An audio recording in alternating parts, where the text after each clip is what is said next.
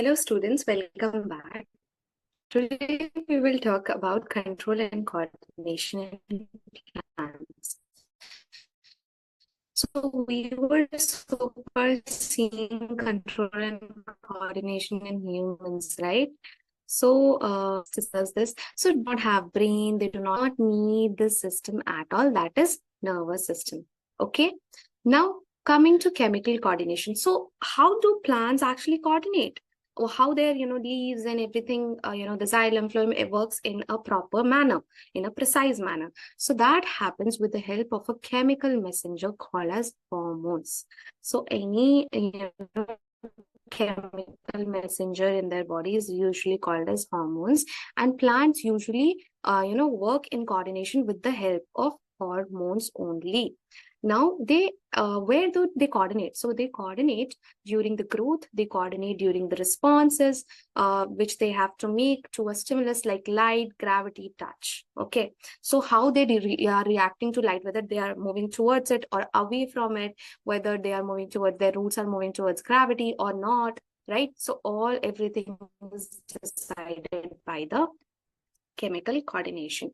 Now the plant hormones are called as simply plant hormones or phyto, that means plant hormones. Okay, these are nothing but chemical messengers which helps in regulating all the aspects of a plant's growth and development. Okay, so there are mainly four hormones which we are going to discuss. You have to remember the names of each one, right? So the first one here is auxins. Now, auxin is the growth hormone, you can say, in plants. It promotes the stem elongation. That means if stem is this much and if auxin is being produced more and more, the stem will, rise or, become tall.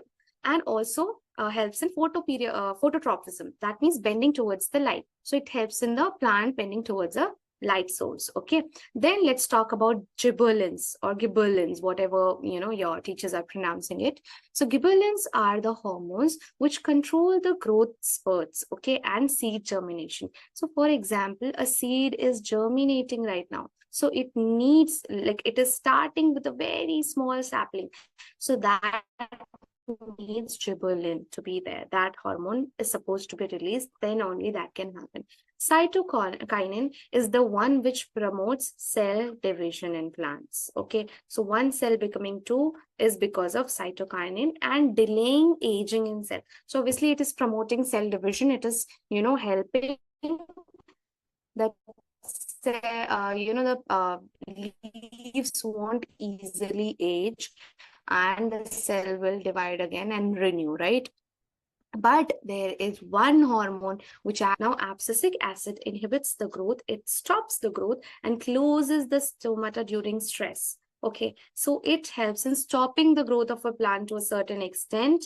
Okay, and also during the time of stress when the plant is not getting enough things. Okay, so the stomata is closed so that whatever the requirement of plant is, that is being held back in the plant itself, and there is no loss of a lot of, you can say, oxygen or water, right? Oxygen, water, carbon dioxide, anything which is needed the plant at that stress. Okay, now let's talk about auxins. So auxins are produced at the growing tips of the shoots. So if the shoot, this point, okay, and this area, okay, root tips, these are hormones are there and promote cell elongation. Like I told you, cell becomes long, and the plant also becomes longer, taller. Enable phototropism, bending towards the light, helps in bending towards a light source. Okay, and control root development as well. Like I told you, it is present on the tips of the roots and the shoot. Root also you can write, root and shoot tip. Prevents premature fruit drop. Okay, so before the fruit is being fully ripened, it shouldn't drop, and that is controlled by auxins. Okay, so most common, auxin has many types. So the most common is IAA, that is indole acetic acid. This is a auxin. Okay, you can remember this. This is in your books. Okay, now talking about the tropic movements. Okay, so tropic movements are directional growth responses. What do we mean by that? The trophic movements basically they help in, directional growth, one side growth, which will be more and one side less. So what is trophic movement is, for example, phototropism. That means the growth of the plant will be towards the light source. Okay. And for maximum photosynthesis.